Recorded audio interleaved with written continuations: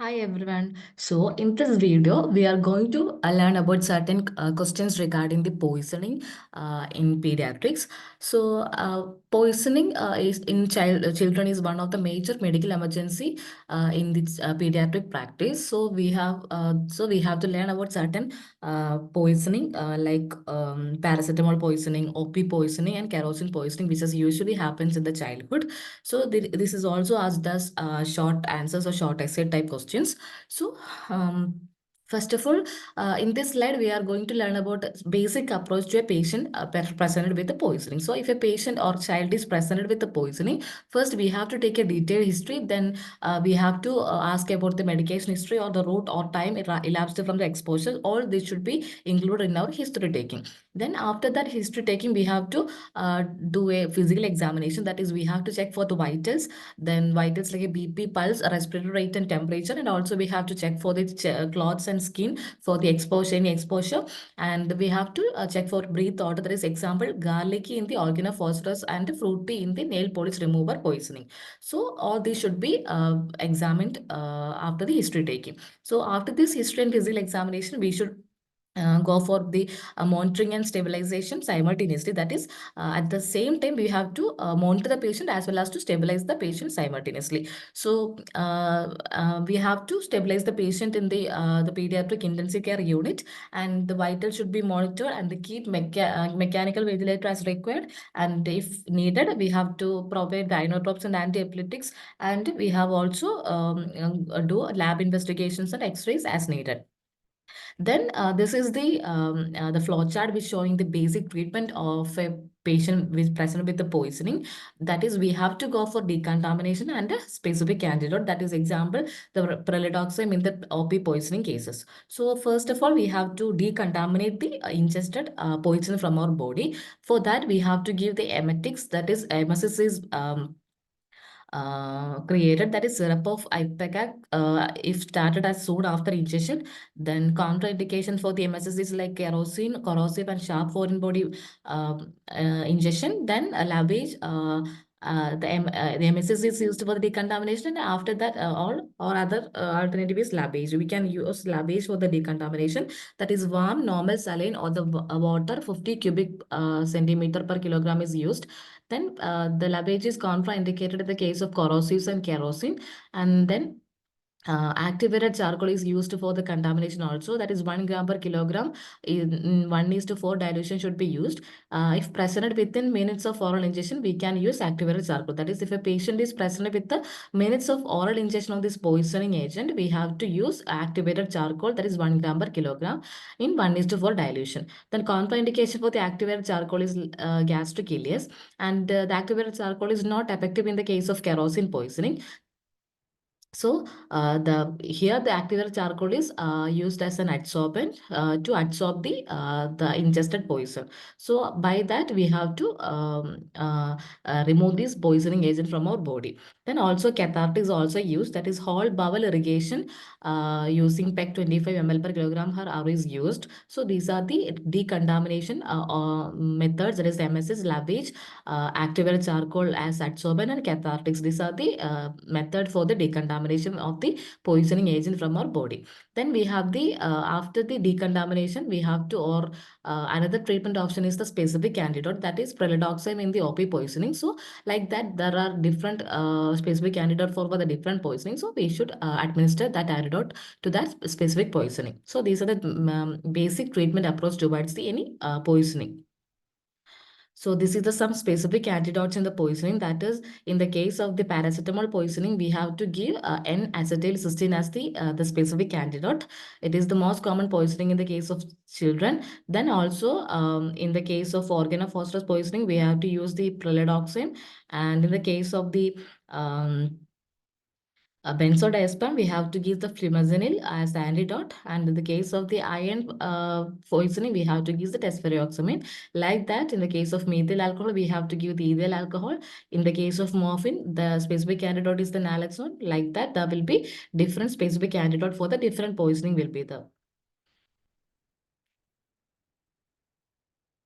Then how will you prevent such poisoning to happen in the case of children? Keep poisonous material out of reach of small children and discard leftover medicine from the house. Then avoid storing chemicals and poisons in the domestic containers. Child-proof containers to be used for the storage of these poisonous materials, and also the supervised children at play. So these are the preventive measures taken to reduce the poisoning in the case of the children. So let's discuss about the important poisoning in the case of children. That is the kerosene poisoning. It is usually asked as a short note in the university exam of pediatrics. So about the kerosene poisoning. So it is a leading cause of poisoning in the children in India due to easy availability in the houses. That is, in majority of the houses, there will be the availability of the kerosene will be there. So therefore, the kerosene poisoning will be a leading cause of poisoning in the children. Many house use has there will be easy availability of the kerosene will be there. So that there will be a tendency of for the children to ingest that. So there will be kerosene poisoning will be very commonly happening in the case of children. It is usually stored in the water bottles, soft drink bottles, hence easily obtained by the kids. So this is as an introduction. It is the most common poisoning and it is usually stored in the soft drink bottles and water bottles. So it is easily obtained by the kids. That is about the introduction of kerosene poisoning. So if any short notes is asked about any poisoning, we have to first about the introduction, then about the uh, toxicology part, then about the clinical features and complications, and then in investigations and treatment. So this is the subheadings of these any poisoning if it is asked as a question in the university exam. So first of all, introduction, that is the leading cause of poisoning in the children. It is usually stored in the water bottles or soft drink bottles and easily obtained by the kids. So that is about the introduction. Then about the toxicology part, the kerosene is a hydrocarbon. So it is a hydrocarbon poisoning. It is poorly absorbed from the gastrointestinal tract. So there will be no side effects. Pulmonary congestion follows. That is because if the kerosene is ingested, there will be no absorption from the, that is a poor absorption of the GIT. Therefore, there will be no side effects. But because of this aspiration of this kerosene into the lung, it will causes the pulmonary congestion, and that will result in the severe necrotizing pneumonia. That is after the because of this ingestion there will be no effect, but if this is aspirated into the lungs, that causes the congestion, that causes the severe necrotizing pneumonia. Then what are the clinical features and complications? The first, choking, vomiting, grunting will be there, and fast breathing and cyanosis will be present. Then in the respiratory system, have the aspiration pneumonia, that is due to chemicals, and fever and respiratory distress will be there. In the GIT, there will be vomiting and because of this irritation, and CNS, there will be altered sensorium because of the hypoxia. That is, if the respiratory system is most commonly affected in the case of kerosene poisoning, because of that there will be hypoxia that will adversely affects the CNS function. So therefore, there will be altered sensorium. Then in the GIT, there will be vomiting, and in the case of respiratory system, there will be respiratory distress and aspiration pneumonia will be there. Then the complications include the topical complications like inflammation of the oral or the gastric mucosa. That is, if the kerosene is ingested, there will be, by this ingestion, there will be inflammation of the oral and gastric mucosa will be there. And the pulmonary, that is in the lungs, there will be pneumothorax, pneumatoceles, and pleural effusion. And also there will be altered sensorium, restlessness, and coma. So by this ingestion, there will be inflammation of the oral and gastric mucosa. Then if it is enters into the pulmonary cavity, there will be pneumothorax, pleural effusion, pneumatocysts. And if it is, if there is hypoxia due to the respiratory system involvement, there will be altered sensorium, restlessness, and coma. So that these are the complications of the kerosene poisoning. Then how will you investigate for that? We have to take an X-ray chest. The abnormal after, that is just a chest X-ray will be abnormal after 6 hours suggestive of the fine mottling in the mid lung filter. So that is because of this aspiration of the kerosene into the lung, there will be mildly mottling in the mid lung field of the mid due to injection of the kerosene in the X-ray chest. It is only after 6 hours of the ingestion. Then how will you treat the kerosene poisoning? All the patients with the kerosene injection which are admitted and observed for the minimum 6 hours, after that only discharged if asymptomatic and normal chest X-ray. That is, if any patient present with the kerosene poison should be admitted and observed for the 6 hours, and if after 6 hours, if there is any no symptoms or the chest X-ray taken is normal, then we have to discharge a patient. Only asymptomatic and normal chest X-ray patients are discharged. Then if we have to done a gastric lavage, that is it is gastric lavage is contraindicated in the case of kerosene poisoning regardless of the amount ingested. Also, there is no role as it lacks systemic toxicity and only adds to risk of the aspiration during the lavage. So the gastric lavage is contraindicated because there will be further risk of the aspiration during the lavage process. So it is contraindicated in the case of the kerosene poisoning then, but rarely indicated on the other hydrocarbons or the co-injections. Example, camphorated, halogenated, aromatic, metals, heavy pesticides, as they have the systemic toxicity, we have to do gastric lavage. There is no role of activated charcoal as it does not absorb the hydrocarbons, and only we have to give is that supportive care. That is by the because of the hypoxia, that is because of the lung affection, there will be hypoxia. So we have to supply the oxygen therapy. Then IV fluids should be given, and the beta 2 agonist inhale if wheeze, antibiotics if secondary infection is there, and mechanical ventilation is also required if it is needed. So the gastric lavage and Mm, the activated charcoal has no effect on the kerosene poisoning, only supportive care like oxygen therapy, IV fluids, a beta 2 agonist, if there is wheeze, antibiotics, if there is any secondary infection, and mechanical ventilation, which are also required. So these are the treatment. That is all about the kerosene poisoning. Then about the organophosphorus poisoning, that is also an important poisoning in the case of children because many of the house contains organophosphorus as any pesticides or herbicides. So about the introduction, that is every question regarding the position should be asked, that is right in a subheading. That is first is about the introduction.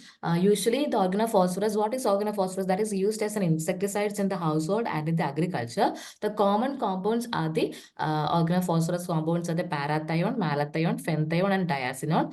Then what is about the toxicology? Toxicity of this organophosphorus is due to ingestion or through the skin. It can easily absorb into the body. So by these two methods, it enters into the body, and action is by the phosphorylating inhibition of the acetylcholine esterase enzyme. That will causes the excessive accumulation of the acetylcholine, and which will cause the signs and symptoms that is suggestive of the excessive acetylcholine. So that is usually acetylcholine will be converted into acetate and choline by the enzyme acetylcholine esterase, but here the organophosphate compound will be inhibiting the phosphorylating and inhibiting the acetylcholine esterase enzyme. So therefore this acetylcholine will be accumulated and there will be signs and symptoms of the excessive acetylcholine will be there. So that is about the toxicology. Then about the clinical features, there is OP poison, that is organophosphorus poisonings, which are mostly due to the ingestion or inhalation or the contact with the skin. And the signs and symptoms of OP poisoning are that is majorly due to the acetylcholine esterase. That is majorly due to the and that is ACH, that is acetylcholine activity, that is increased amount. So the acetylcholine which have the muscarinic receptors and nicotinic receptors. So according to that, we have the symptoms. That is muscarinic actions in the low doses as the saliva. We have to remember it as the sludge. That is sludge, which means S is salivation, L is lacrimation, U is urination, and D is diarrhea. And then we have the MS is salivation, lacrimation, urination. This is called the sludge. Then we have the gastrointestinal. Sorry, then we have the meiosis, hypertension, tachycardia in the high doses. So these are the muscarinic effects in the low doses of the organophosphorus poison, that is sludge, that is salivation, lacrimation, urination, diarrhea. Then meiosis, hypertension, and tachycardia in the high doses. Then we have the nicotinic or the neuromuscular effect in the case of high doses of the OP poisoning. That is muscle fatigue will be there, twitching and fasciculations will be there. Then in the CNS, the effects like seizure or coma, that is most common presentation. Then have anxiety, restlessness, ataxia, hypotension, and central respiratory depression will be there. So these are the clinical features of the OP poisoning. That is muscarinic effects, sludge, then nicotinic effects like muscle fatigue, twitching, and fasciculation. Then have the CNS effects like seizure, coma is most common presentation. Then about the how will you diagnose the case of the OP poisoning, that is diagnosed by the history and physical examination, um, and also by the signs and symptoms of the OP poisoning. That is estimation of red cell cholinesterase activity, that is levels less than 25% of baseline denote the poisoning. Then urinary estimation of metabolites of OP compound which also be required. So these are the diagnostic method for the confirmation of the OP poisoning. That is why the history and physical examination, signs and symptoms, estimation of red cell cholinesterase activity that is less than 25% indicates poisoning, and urinary estimation of the metabolites of the OP compound. These are the method for the diagnosis of the OP poisoning. Then how will you treat the case of the OP poisoning? Uh, if there is any suspicion, that is history of the conception and presentation with the cholinergic toxidrome, the treatment is done in the case of suspicion. So most common cause of death is in the OP poisoning is hypoxia. So aggressive airway, breathing and circulation support is must. And the supportive measures are the surface decontamination, that is remove clothing and clean skin with soap and water. That is most of the OP poisoning which can be absorbed through the skin. So we have to remove the clothing and clean skin with the soap and water, and gastric lavage after protection of the airway should be done, and the conjunctiva clean with the normal saline thoroughly. Then activated charcoal 1 gram per kilogram per 6 hourly can be used. Then that is the supportive measures, that is surface decontamination by using the gastric lavage, remove clothing and clean skin, conjunctiva should be clean with the normal saline, activated charcoal is used that for the surface contamination. Then we have to administer atropine, that is an anticholinergic therapy that is used as a point zero to 0.05 milligram per kilogram dose repeated every 5 minutes, and subsequent doses can be doubled till the signs of the atropinization appears. Like signs of the atropinizations are the dry mouth and flushed skin. When this appears, till that time we have to give the subsequent doses of the atropine. Then tachycardia is not a limiting factor, no effect on respiratory impairment due to the muscle weakness. The major or the specific antidote is the pralidoxime. We have to give that. Then 25 to 50 milligram per kilogram IV over 50 to 30 minutes in the normal saline. That is followed by the 20 milligram per kilogram per hour for the 24 hours. We have to give the pralidoxime. Does not have the reverses. It does not reverses the CNS effects of the OP poisoning, and the obidoxime is an alternative for the space as the specific antidote. So we have to treat by these three methods: supportive measures by the surface decontamination, then atropine and the pralidoxime. So that is all about the organophosphorus poisoning.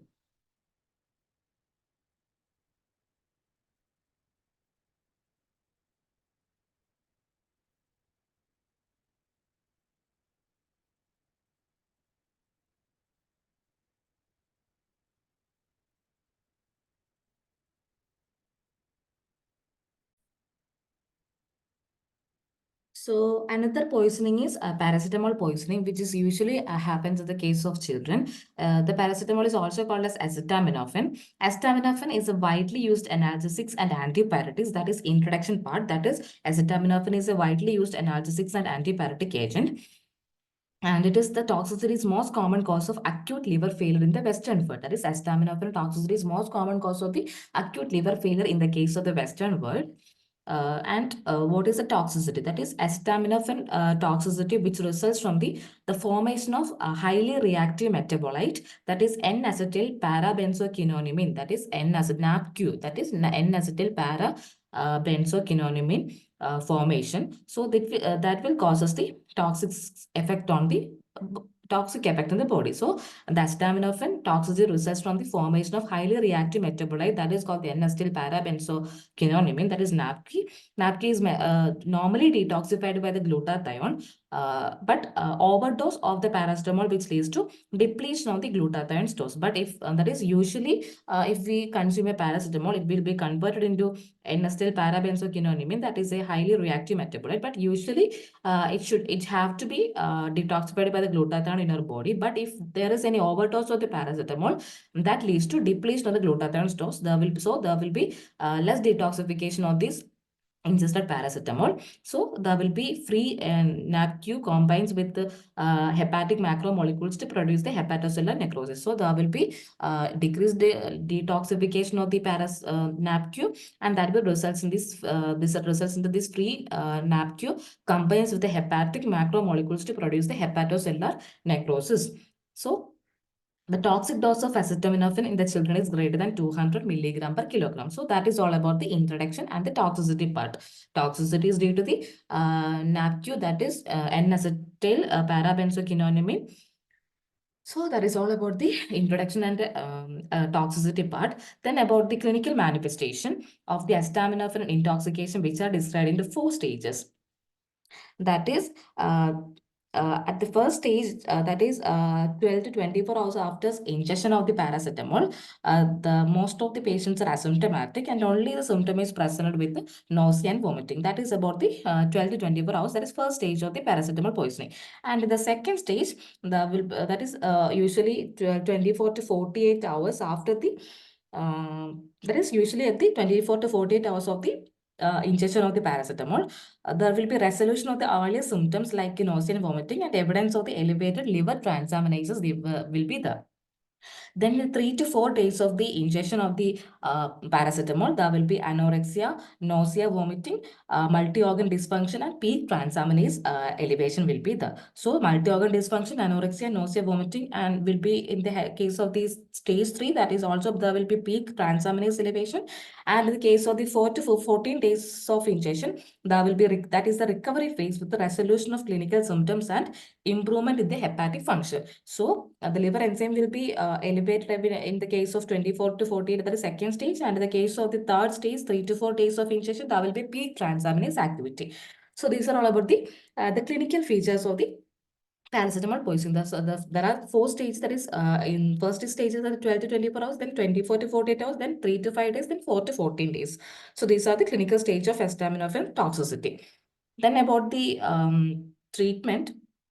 The initial management of the paracetamol overdose comprises gastric lavage within 4 hours of the ingestion and therapy with this antidote, that is N-acetylcysteine. That is basic treatment option for the paracetamol poisoning is first is the gastric lavage within 4 hours of ingestion, and the second is the treatment with the specific antidote, that is N-acetylcysteine. Usually, what is the mechanism behind the N-acetylcysteine? That is, N-acetylcysteine, that is a precursor for the glutathione synthesis, which reduce the incidence of the hepatotoxicity. That is, adequate amount of the glutathione will be produced because of the use of the N-acetylcysteine. Therefore, there will be detoxification of this NAPQ, that is N-acetyl parabenzoquinolamine. That will causes the decreased hepatocellular necrosis. That is the basic principle behind the use of the N-acetylcysteine. A single acetaminophen blood level obtained after 4 hours of ingestion and 4 hourly thereafter plotted on the Romac-Matthew nomogram is used to decide the treatment. The normal therapeutic level is 10 to 20 microgram per ml. The nomogram predicts the risk of hepatotoxicity at a single point in time and thus cannot predict the hepatic failure during the illness or patient death. So it cannot be used for the multiple doses of paracetamol or after 24 hours of ingestion. That is, the N-acetylcysteine is used only within 24 hours of ingestion and is not useful for the associated ingestion with the opioid or anticholinergic agents. And the N-acetylcysteine, which can be administered orally or intravenously. Then there will be King's College criteria for the acetaminophen toxicity. That is, it is useful for the deciding referral for the liver transplantation. That is, the criteria are the first one is acidemia. That is, serum pH is less than 7.3 after adequate fluid resuscitation. And the second criteria is coagulopathy. That is, INR rate is greater than 6, and the third criteria is renal dysfunction, that is creatinine value is greater than 3.4 milligram per deciliter, and the fourth criteria is grade 3 or 4 hepatic encephalopathy. These are the King's College criteria for the acetaminophen toxicity that is used for the deciding referral for the liver transplantation. The degree of the transaminases elevation does not determine the need for liver transplantation. Only this King's College criteria for acetaminophen, which include the acidemia, coagulopathy, and the grade 3 and the grade 4 hepatic encephalopathy and renal dysfunction, that is creatinine greater than 3.5 4 milligram per deciliter, determines the decide the referral for the liver transplantation. So that is all about the paracetamol poisoning. Thank you.